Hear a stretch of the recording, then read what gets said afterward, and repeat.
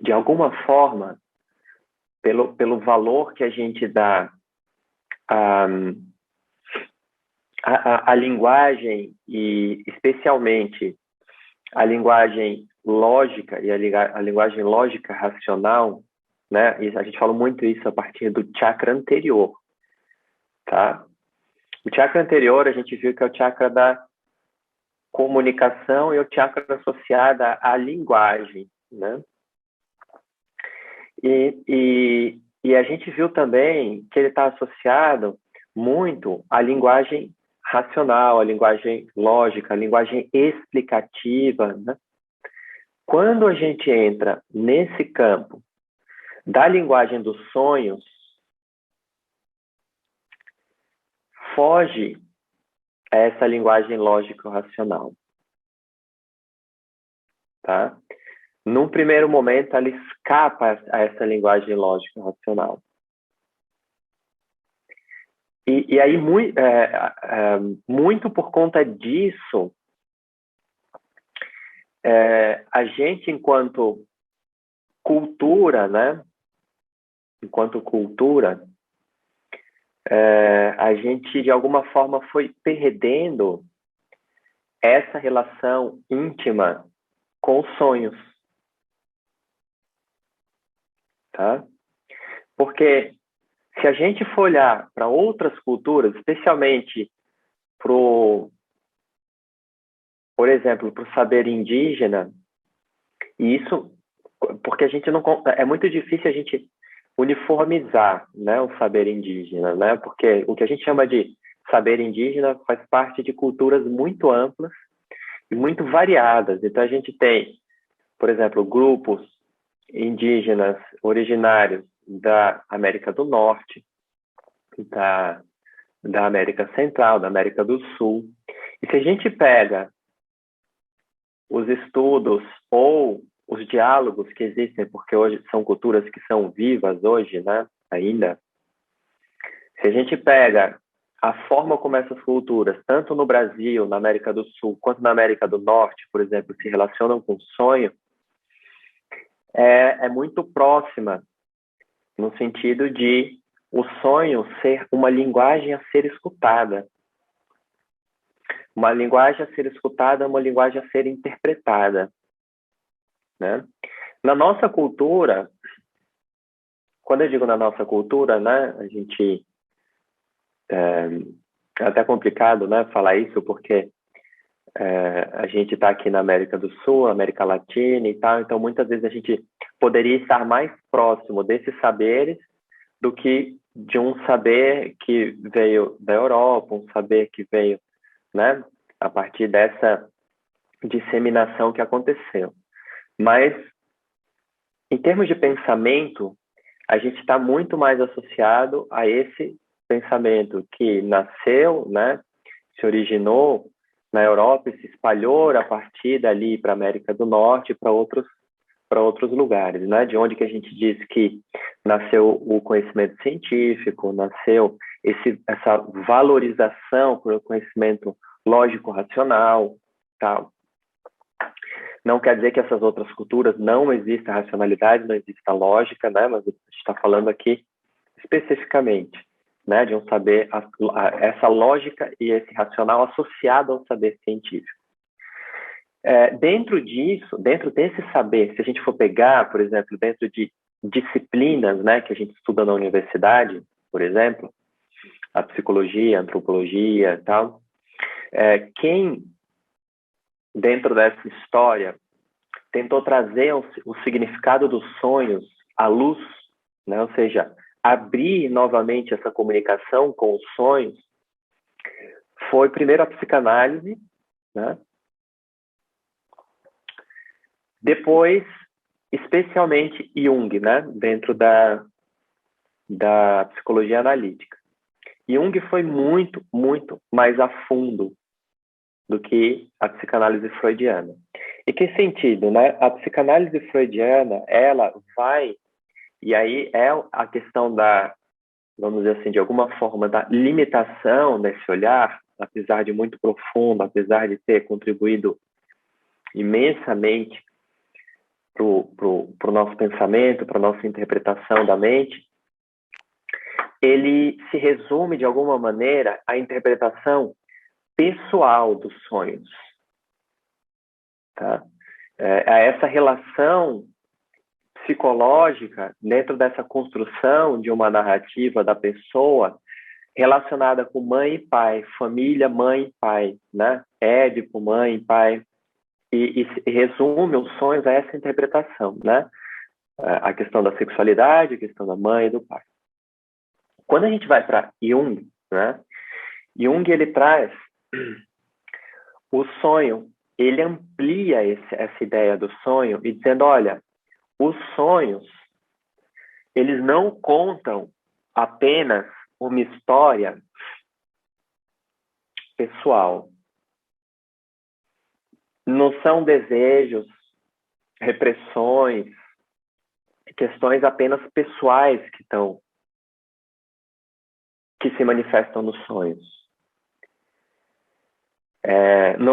Não é só esse tipo de delírio, né, associado ao desejo da mãe, desejo associado ao pai, Édipo, o que eu gostaria de fazer e eu não consigo realizar na vida real, daí eu realizo através do sonho.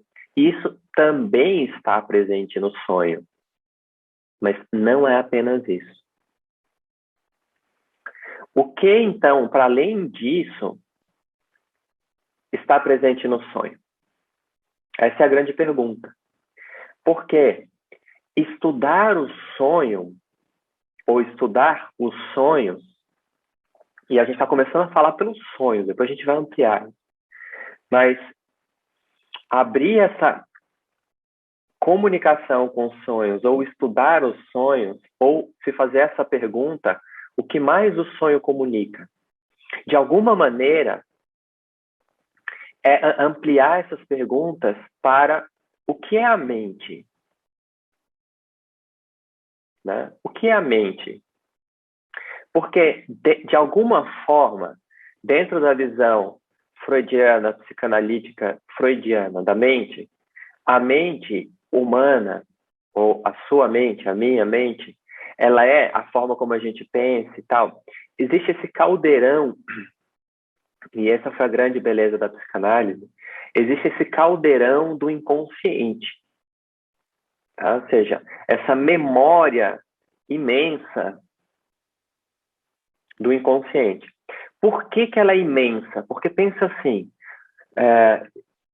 e essa é a grande questão, né, em relação ao que Freud trouxe. O nosso consciente, o que eu estou consciente nesse momento, né, ele é muito menor do que o que a minha mente como um todo está captando.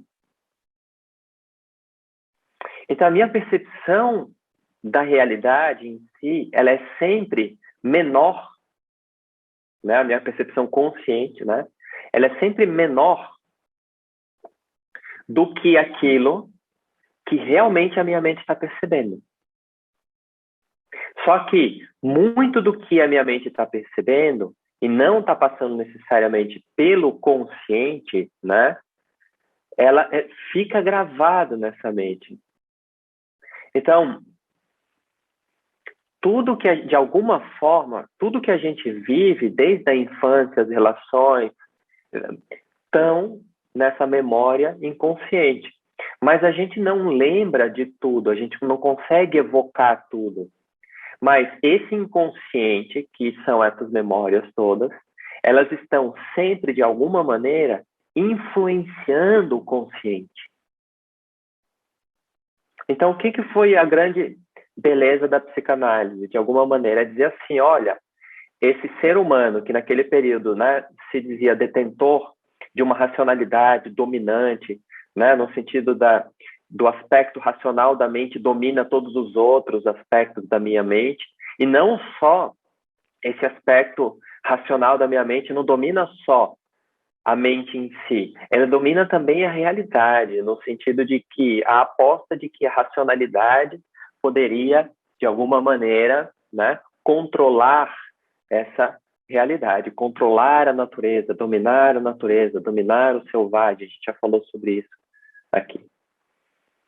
E a psicanálise vem e diz assim, olha, não é bem assim, porque existe um jogo de forças inconsciente que é muitas vezes muito maior do que essa aposta que a gente coloca na própria racionalidade ou na própria mente consciente. Só que a psicanálise freudiana, de alguma maneira, ela vai até a gente indo do ponto que a gente está para trás, né? Ela vai até a infância, tá? Então, de alguma forma, se a gente entende que a história da minha mente é a história do momento, aí a gente poderia até ir um pouco mais para trás. Nós vamos pensar assim, a história do momento que eu nasci e comecei a entrar em contato com esse mundo e esse mundo, o meu corpo, em relação com esse mundo, começar a criar essa história, essa memória e tal. Então, eu só os sonhos só poderiam evocar um conhecimento a partir desse momento, do nascimento até agora. Aí, a própria psicanálise, né, de pessoas depois que vieram, de Freud, começaram a questionar, olha, a nossa memória não está só associada ao momento que a gente nasce, a nossa memória já está associada até o período da própria gestação, quando a gente está dentro da barriga da nossa mãe, de alguma forma, já tem sensação, já tem percepção, e aquilo ali fica na memória, né, da nossa mente. Ok? O que isso pode... Por exemplo, o que a gente poderia pensar a partir disso? A gente poderia pensar que eu posso ter...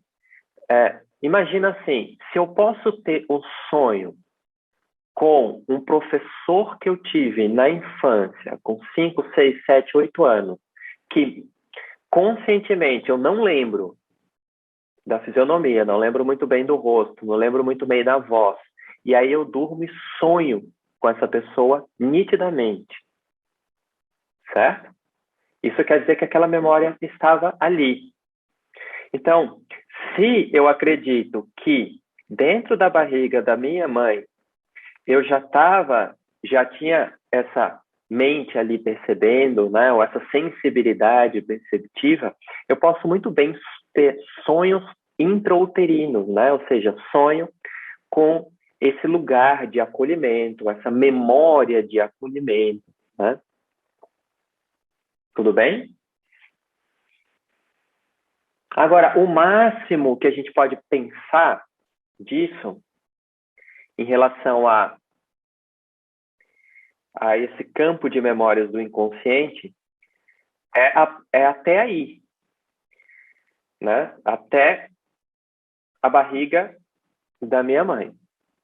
Agora, vamos pensar assim, Jung, o que ele faz?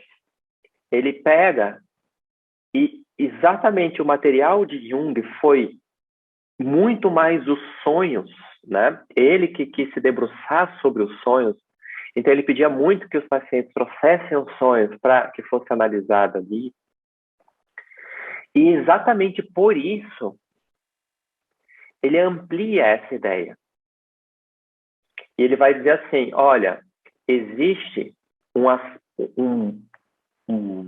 como que a gente pode dizer, um lugar na mente, um aspecto da mente, uma memória na mente, né? Que ela não é apenas uma história pessoal,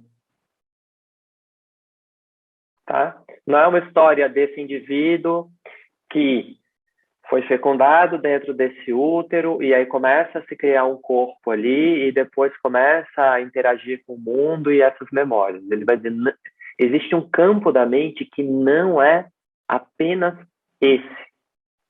E é muito mais amplo do que esse.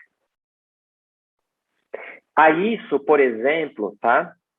Em algumas correntes da psicologia, que não começam necessariamente com Jung, mas Jung é um dos grandes pensadores aí, mas começa com outros psicólogos também, né? Ali na década de Jung viveu ali no período no início, mais por início do século, Mas tiveram pensadores que vão trazer essa ideia, inclusive o nome, né, dessa psicologia, mais para a década de 60, né, que é a ideia de um aspecto da mente que é transpessoal, né, por isso que se fala de uma psicologia transpessoal, tá? Então, para além da história pessoal, existe, vamos dizer assim, uma memória da minha mente, certo? Que ela está para além da minha história pessoal. E é exatamente isso que se acredita, né? Ou se tem como realidade dentro dos saberes indígenas ao olhar para o sonho. Se olha para o sonho com a reverência ou com a possibilidade da minha mente, desse aspecto inconsciente da minha mente, saber muito mais do que eu sei. Eu, enquanto essa pessoa que se relaciona com o mundo a partir do aspecto consciente da mente. Certo? Então, eu que olho e tento analisar as nuvens, se vai chover, se não vai chover, ou eu que olho para uma pessoa e tento fazer uma leitura desses aspectos ali, né? Do cabelo, da cor do cabelo, da forma da expressão, o que ela está sentindo, né? Todo esse aspecto que a gente coloca no campo do consciente ou no campo do racional, né? Abrir espaço para dizer, olha, tem um campo da minha mente que pode saber muito mais do que essas análises que eu faço de consciente ou racionalmente ou logicamente. Certo? E aí, vamos começar por esses estudos dentro da psicologia, depois a gente vai ampliando. Jung, então, o que ele vai fazer? Ele vai incluir aspectos transpessoais, para além do pessoal. Esses aspectos, alguns, ele vai dar o nome né, esses aspectos na mente, ele vai dar o nome de arquétipos, né? Vai tentar fazer uma leitura a partir dos arquétipos da mente e tal. Aí, pessoalmente, né? Aí é uma questão pessoal. Eu me identifico menos com a linguagem que Jung vai usar em relação a arquétipos. Eu me identifico muito mais com a linguagem que o filósofo francês, que foi anterior a Jung, contemporâneo, mas ele escreveu antes que Jung essas questões, Henri Bergson vai dizer, tá? Então, vamos lá. Depois eu vou pegar um trecho que não é do Bergson, mas é um trecho de um pensador inglês que se radica nos Estados Unidos na década de 60 e de 70, que é o Aldous Huxley, e ele vai falar algo muito interessante sobre a mente, que a gente vai transpor isso para os sonhos e vai transpor isso porque a gente está falando em relação a esse chakra.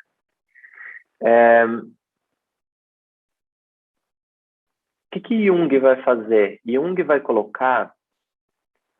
É como se Jung, quando chegasse um paciente lá, ele estivesse evocando naquele paciente a linguagem do sonho. Tá? Então, com o que você sonhou hoje? Né? E trazendo o sonho. E aí depois novamente, ele vai tentar fazer uma análise daqueles sonhos que vão surgindo e a própria história do paciente. O que Jung começa a ver? E ele é interessante porque ele começa a ter, inclusive, uma dificuldade para transpor isso para uma linguagem lógica, racional, e, ao mesmo tempo, sem perder o lugar de ciência a partir do qual ele fala. Porque daí a pouco, se realmente ele colocasse aquilo que ele viu puramente no consultório, Jung sairia do campo da psicologia e entraria no campo do misticismo, né? Especialmente naquela época. E com todo o esforço que ele fez para transpor isso para uma linguagem, vamos dizer, científica, né? Ainda assim, ele foi expulso da sociedade psicanalítica naquele período, né? porque se dizia que as coisas que eles estavam falando já estavam entrando no âmbito do misticismo, da religião. E Jung se abriu para o misticismo, para a religião, exatamente porque são os campos que permaneceram abertos a esse diálogo com o sonho, né? E esse diálogo com muitas coisas que a gente não consegue explicar racionalmente. Então, Jung ele vai trazer em alguns textos dele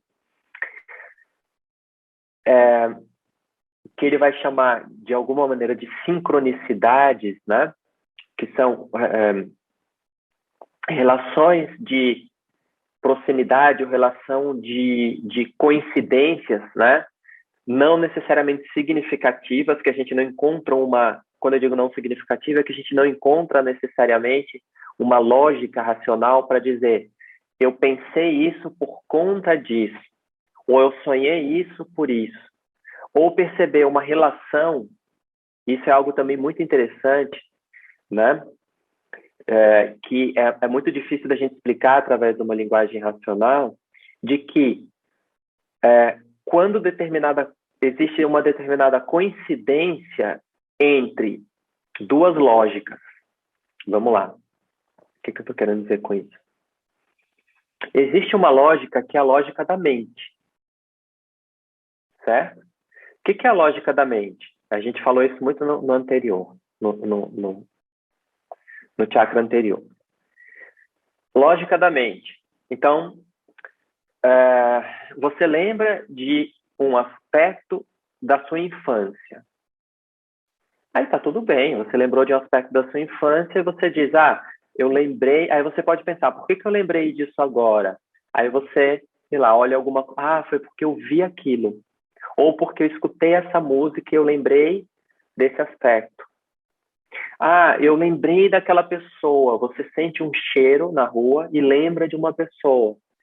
Né? E aí você associa diretamente, fala, é porque é esse perfume que aquela pessoa usava, ou né, o cheiro daquela casa, o cheiro daquele lugar. Né?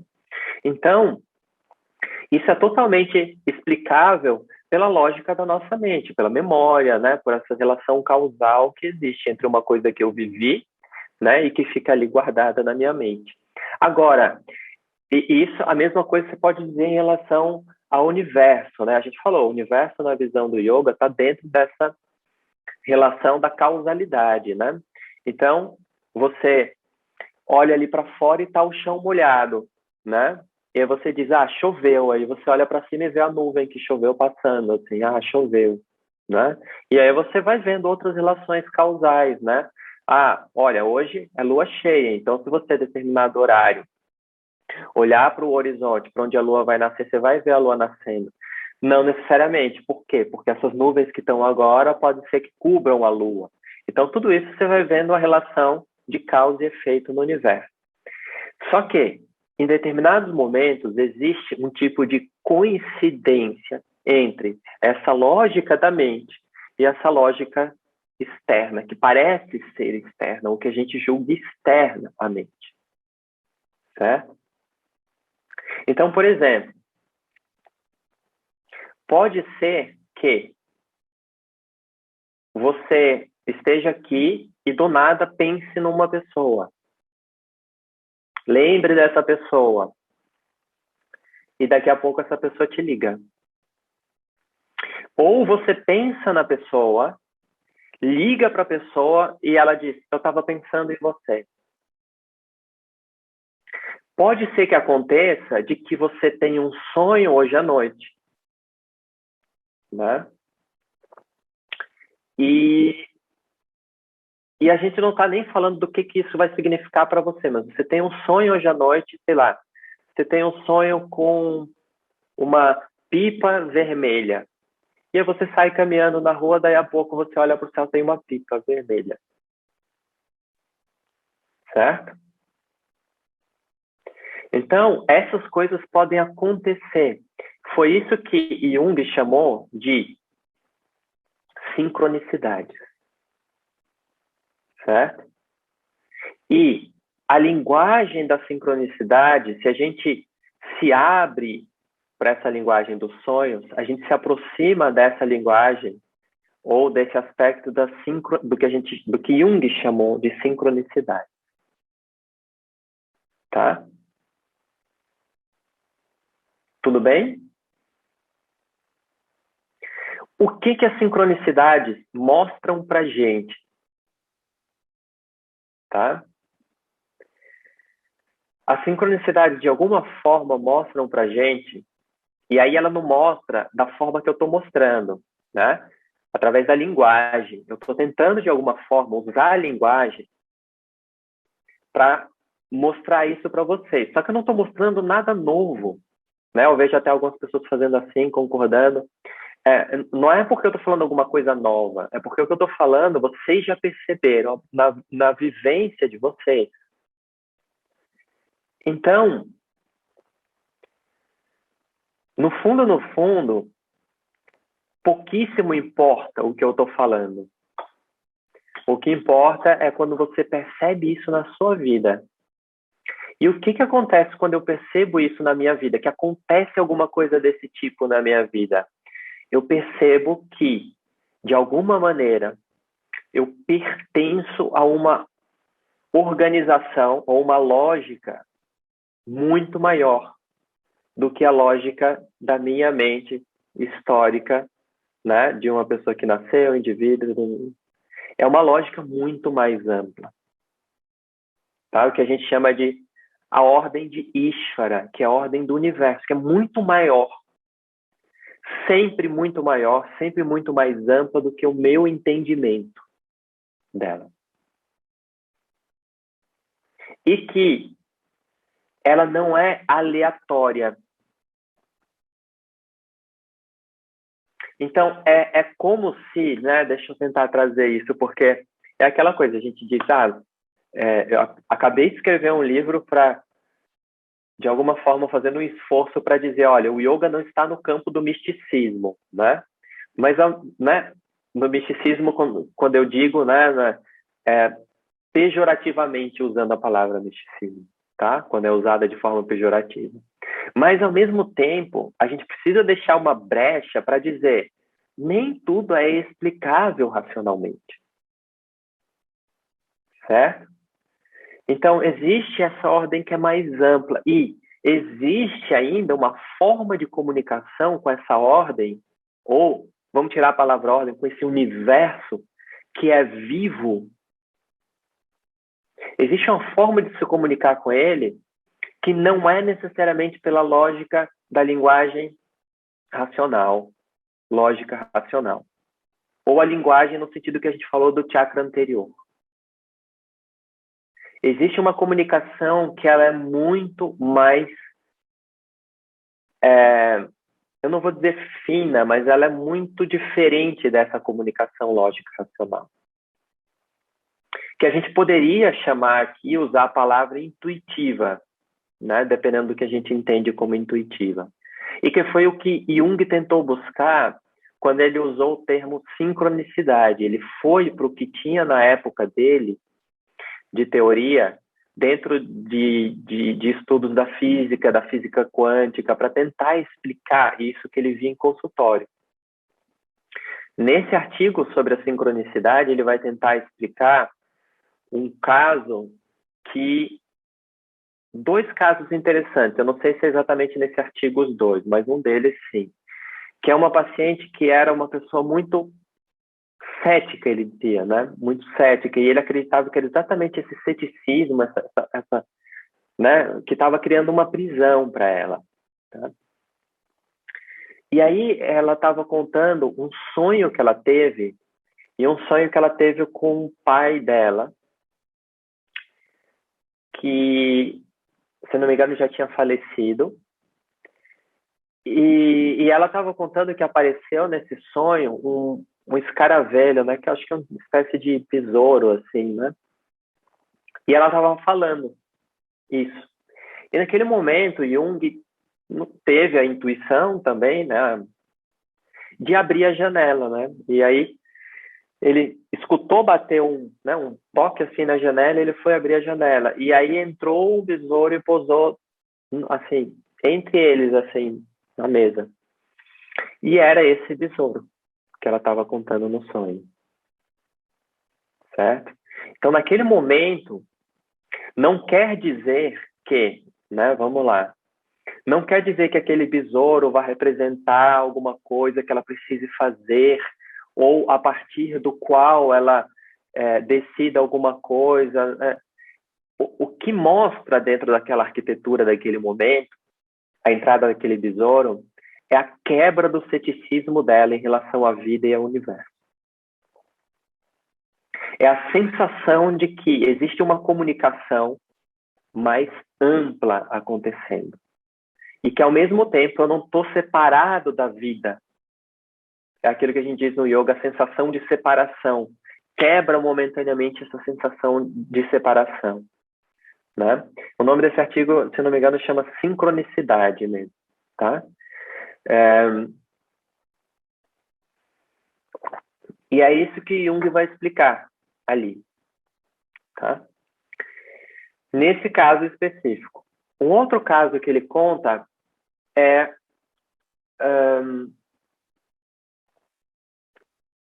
de um paciente que tem um sonho específico de que ele está caminhando por uma rua que eu não sei se é de alguma cidade da Europa, e ele está caminhando e em determinado momento ele chega na esquina e olha para o lugar e vê uma paisagem, e esse sonho é recorrente.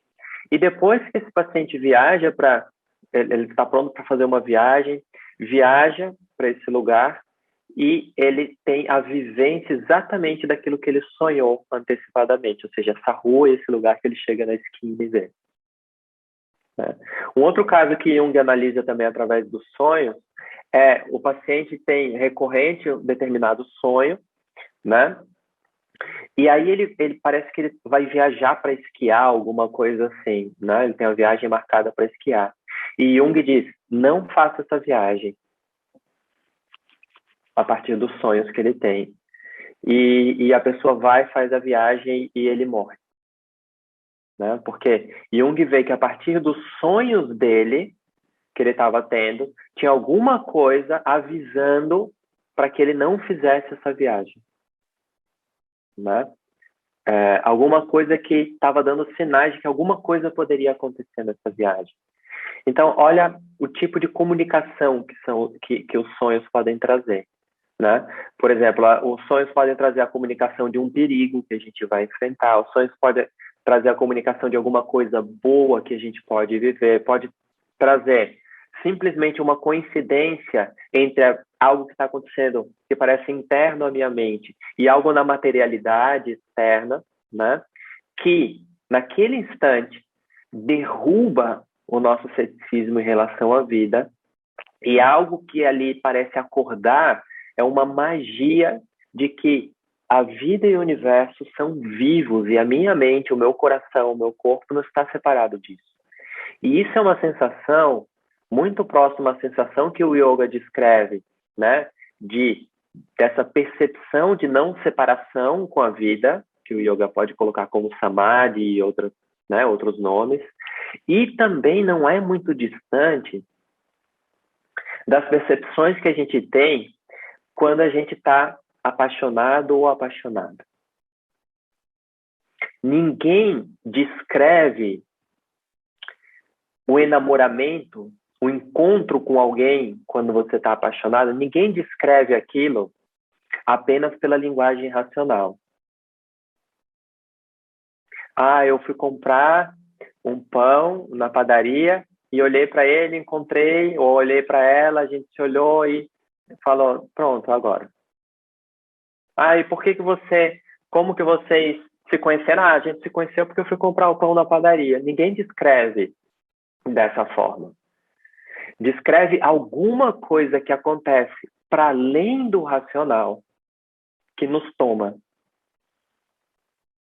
E a sensação quando a gente está enamorado ou apaixonado, e eu só estou dando esse exemplo do enamoramento, do apaixonamento, porque é uma das formas da gente perceber isso. Não quer dizer que a gente precise estar apaixonado ou enamorado sempre nesse sentido para perceber isso, né? Mas o que a gente tem quando a gente está enamorado, apaixonado, ou E isso não precisa ser necessariamente nesses encontros afetivos amorosos, pode ser em outros tipos de encontro, né? Que isso se dá em relação a um lugar, isso pode se dar em relação a um objeto, isso pode se dar em relação a uma ideia, tá? A um livro. O que acontece é que parece que aconteceu algo para além disso que a gente toma como é a vida cotidiana dentro dessa rotina de uma vida cotidiana. Parece que algo extraordinário, né? Quando eu digo algo extraordinário, é algo que rompe e abre esse que é o ordinário, a vida ordinária. A vida como a gente tem ordinária é aquela vida dentro de uma rotina ou dentro daquilo que a gente muitas vezes considera como algo que está fora do campo do sagrado, né? E aí o sagrado também como mágico, né? Ok? Então, conta-se uma história de que, eu não sei se eu já contei essa história aqui, de que algumas pessoas, né, ali no período da Grécia, vão conhecer Heráclito. Eles vão até a casa de Heráclito para conhecer aquele grande filósofo daquela época, né? E vão até a casa dele. Então, quando eles chegam na porta da casa de Heráclito, Heráclito está sentado na sala, à beira da lareira. E aquelas pessoas olham e ficam olhando, e Heráclito vê no rosto deles um quê de decepção. Né? Porque, primeiro, você chega na casa de uma pessoa que você tem como sábia, né? Você pode ficar admirada, sentar ao lado, perguntar alguma coisa, ou simplesmente estar ali. E ele vê no rosto dessas pessoas um quê de decepção. E aí ele diz: este lugar é também o lugar das deusas, né? Na época ele é devoto da deusa, né? Que ele vai colocar, né? Então aqui também é lugar das deusas ou dos deuses. O que isso quer dizer, né? Interpretando a história, as pessoas chegam na casa de Heráclito e vão esperar que o sábio, né? O que quer dizer o sábio? A gente poderia pensar no xamã também, aquele que conversa com esse universo, né? Dos espíritos ou que reconhece o sagrado. A gente espera que essa pessoa esteja fazendo algo extraordinário. E o que Heráclito está fazendo? Está sentado à beira da lareira, esquentando o próprio corpo. Algo que é uma cena comum que você pode estar fazendo na sua casa num domingo, ali, certo? E as pessoas se decepcionam, porque esperam que ele vai estar fazendo algo, e ele vira para eles e diz: olha, isso que vocês, né? O que ele quis dizer com essas palavras é: isso que vocês estão vendo como algo ordinário, o extraordinário está aqui nesse momento. Então, quando a gente fala do enamoramento e tal, parece que é aquilo que, na nossa mente, rasga o ordinário e abre espaço para o extraordinário. Quando existe esse tipo de coincidência que a gente chama, muitas vezes que Jung chamou de sincronicidade. Certo? Porque mostra que o extraordinário está ali, naquele exato momento, né? Mesmo que segundos antes eu não percebesse isso. Por isso que a gente coloca isso como um campo de comunicação que muitas vezes a impressão que a gente dá é que alguma coisa, né, até o próprio universo mesmo, ele viesse assim e fizesse isso. Olha, acorda. Né? Então a imagem que eu consigo trazer para isso é a imagem até que eu vou usar no livro novo, que é a imagem assim, eu acho linda essa imagem que tem dentro do yoga, tem no budismo também, é a imagem de uma mão assim, e geralmente é a mão feminina, porque isso representa a deusa, né, segurando uma flor, e muitas vezes aparece com a flor de lótus, né, a mão assim. Essa mão assim segurando a flor de lótus é como se estivesse dizendo assim: não esqueça de mim. Né? E não esqueça de mim não esqueça que eu estou presente no universo inteiro. E não esqueça que eu sou você sou eu. Então isso que a gente chama desse extraordinário, assim. E basta isso, basta uma mãozinha com uma flor. Você pode nem ver a flor, mas se você sentir o perfume, o aroma, ele já te lembra de alguma coisa, né? E o que é lembrado é isso que a gente falou, né? Ishvara, na linguagem do yoga, o universo inteiro, né? Como algo vivo, né?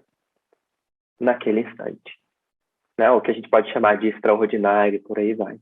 Então, essa é a força que tem esses eventos que a gente diz que são eventos de sincronicidade, ou esses eventos que fogem à lógica, né, entre aspas, ordinária da vida, que a gente tem como cotidiana, né, da vida.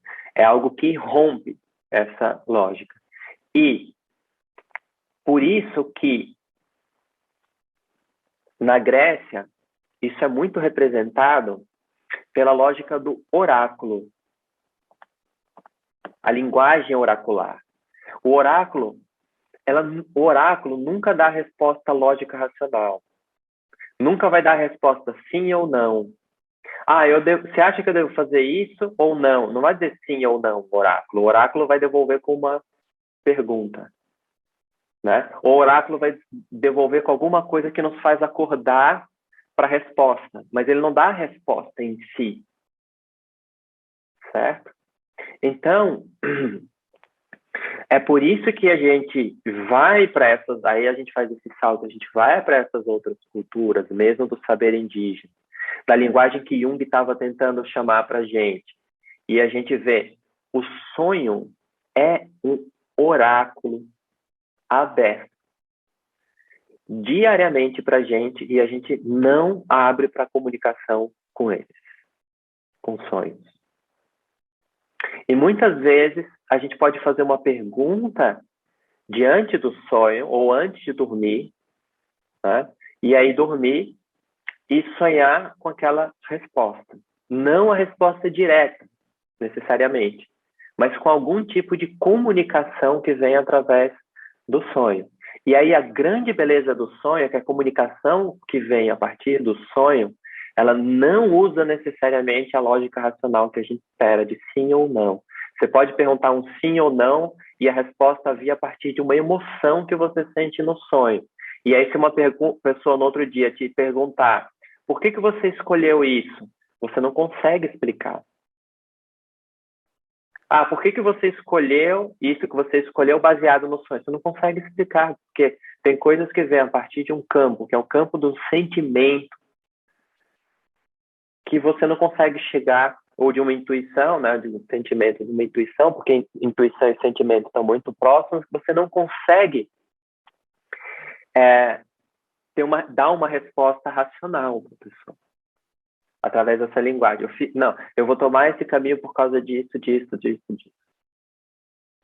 Então, por exemplo, outro dia eu tive um sonho que, dentro desse sonho, quando eu acordei, a percepção que eu tive é que aquela arquitetura das imagens que vieram, das memórias, inclusive memórias de muito tempo atrás, de quando eu tinha 13, 14 anos, aquela arquitetura montada, inclusive aqueles personagens, ou seja, amigos meus daquela época que vieram, que estavam no sonho, aquilo ali foi só uma arquitetura para chegar no que era mais importante no sonho, que era o sentimento final do sonho. Então, o mais importante não era o enredo do que estava sendo contado, mas era o sentimento que veio no final do sonho. E esse sentimento, eu não consigo explicar em palavras. Certo? É como você, por exemplo, tentar explicar o amor, o sentimento do amor. Muito difícil de explicar. Né? Ao que você sente por aquela pessoa, né? Esse amor profundo, o que você sente pelo seu filho, o que você sente pelo seu pai, pela sua mãe, né? Quando a gente está falando desse lugar, né? Que vem ali, é muito difícil de explicar. Então, esse sentimento, por exemplo, que eu tive no sonho, é muito difícil de explicar para alguém. Agora, eu entendo por que eu tive esse sentimento. E entendo que aquela arquitetura toda foi para cair nesse entendimento que é da não linguagem, não está no campo da linguagem, mas que decanta muita coisa em nós, muitos entendimentos em nós. Então é isso que a gente pode chamar, de alguma forma, o que eu chamo, né? Cada um pode dar uma palavra diferente ou entender diferente, que eu chamo de intuição. Que não é um entendimento que não se dá necessariamente pela linguagem, né? Por a linguagem que a gente está falando, a linguagem enquanto o, o, o chakra anterior, né? Essa linguagem que a gente está usando aqui falando, tá? Então, Nicole, eu tô com esse livro, comprei esse livro, chegou há pouco, estou com esse livro em casa, nem comecei a ler ainda, mas ele está aqui. E o Siddhartha é um grande estudioso dos sonhos, né? Contemporâneo. Eu recomendo muito as falas dele. O livro eu não posso recomendar ainda porque eu não li, mas recomendo muito as falas dele. A Nicole acabou de recomendar o livro, né? Um estudo muito profundo que ele fez sobre os sonhos, tá? Siddhartha Ribeiro. Ok? Isso, a live dele com Ailton Krenak é incrível, né? Então, o Ailton Krenak é um cara que fala muito desse papel dos sonhos na cultura indígena, né? Então, muito do que eu estou falando aqui a partir da fala do Ailton Krenak, tá? Muito do que eu estou falando aqui, por exemplo, tem relação com uma época que eu fazia trabalho em comunidades indígenas e conversava muito com uma pessoa que é, né, muito presente no meu coração, apesar de eu não ver há muito tempo, que é o Zé Nunes. Para mim, ele era o Ailton Krenak de lá, né? E só que, né, nesses grupos indígenas sempre tem o Ailton Krenak, ou seja, aquela pessoa com muita sabedoria, né? E o Zé Nunes era apresentado dentro daquele grupo. Ele não era o pajé, ele não era o cacique, ele era o contador de histórias, né? Então ele era uma pessoa muito incrível. E muito sensível também. E ele falava muito também desse papel dos sonhos, né? Dentro do conhecimento indígena, inclusive das decisões que se tomam coletivamente ali, né? E isso tem muita relação também com, não necessariamente, mas também se associa a esse aspecto que tem em muitas culturas indígenas do uso de determinadas plantas de poder. Por quê? Porque muitas vezes essas plantas de poder é o que vai abrir de alguma forma para essa comunicação que não é verbal necessariamente, tá? No yoga, o yoga vai falar de plantas de poder. Patanjali fala, por exemplo, tá? Mas o yoga assim, a maior parte dos livros não defende o uso dessas plantas, mas coloca como possibilidade. Mas qual é o veículo que nós temos dentro do yoga para essa comunicação não verbal? A meditação. É o grande acesso a isso, tá? Então, tá aí as dicas, né? A Nicole colocou esse livro do Siddhartha Ribeiro. O outro é essa live que eles fizeram, o Siddhartha e o Ailton Krenak, né? Busquem ali, é incrível. E busquem também as falas do Ailton Krenak, né? Ele é um cara que fala muito desse lugar, né, que a gente está comentando aqui. Então, vocês vão ver que muito do que eu estou falando aqui é a partir, né, dessas falas, né? Ok? Então, a gente entrou por esse caminho para abrir duas coisas, né? E a gente vai continuar no próximo momento.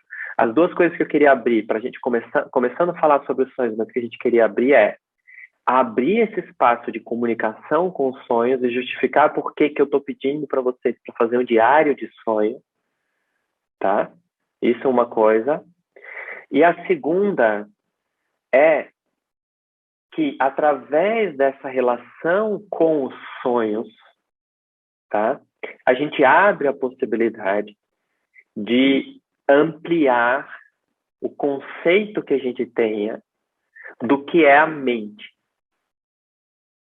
A mente não apenas como esse lugar de uma memória, que isso eu associei à psicanálise freudiana, mas não apenas como um lugar de uma memória histórica pessoal, mas abrir o espaço para que, convivendo com essa história dessa pessoa que você é, essa história pessoal, existe uma história muito mais ampla ali. Então, isso abre para a gente, para a ideia, se eu tivesse me abrindo só para esse espaço da história pessoal, mas inconsciente, é como se a gente já mergulhasse num oceano muito maior do que a mente consciente. Eu abri esse espaço mais amplo ainda, de que não é apenas uma história pessoal, né? Mas de que é uma história que a gente vai dizer aqui, cósmica, que está ali na minha mente, é um campo muito mais vasto. É um campo de comunicação muito mais amplo. Então é isso que a gente vai falar quando voltar. E aí eu quero trazer esse cara que eu acho fantástico. Não é um cara fácil de ler, mas vale a pena dedicar esse tempo, assim, que Bergson é isso. Você lê um parágrafo e aí volta. E eu não entendo naquele momento, no outro dia eu falo, era isso que ele queria dizer. E aí volta para aquilo novamente. Então, eu tenho livros dele aqui que eu nem leio de forma linear, assim, eu leio um capítulo e paro e deixo ali, e depois eu volto àquele capítulo, e às vezes eu estou tomando banho, e acontece alguma coisa assim, né, tipo uma percepção, uma intuição, alguma coisa assim, que aí, outro dia eu estava tomando banho, eu fiz, é isso, a Michelle, o que foi que aconteceu? Eu falei, entendi o que aquele cara queria dizer. Então, Bergson funciona assim, sabe? Então, você entende porque ele está muito associado, inclusive ele tenta explicar a própria intuição, né? Ele que vai tentar, pelo menos que eu li pela primeira vez, explicar o que é a intuição, né? Então ele vai explicar essas coisas que fogem muito ao que a gente consegue explicar através de uma lógica racional. E ele é um cara tão incrível que ele, com um livro de filosofia, ganhou o Prêmio Nobel de Literatura, com livros de filosofia, né? Então ele tem essa maestria, assim. Eu vou pensar no livro que eu recomendaria dele, assim, o principal dentro desse tema que a gente está falando aqui. Eu vou dar uma olhada ali. Como eu leio ele de forma não linear, eu nunca lembro exatamente o que está em qual livro, mas eu vou dar uma olhada. E aí é isso. Ele, por exemplo, tentou explicar, ele dava aula, inclusive como filósofo, né? Mas ele dava aula de palestra, às vezes,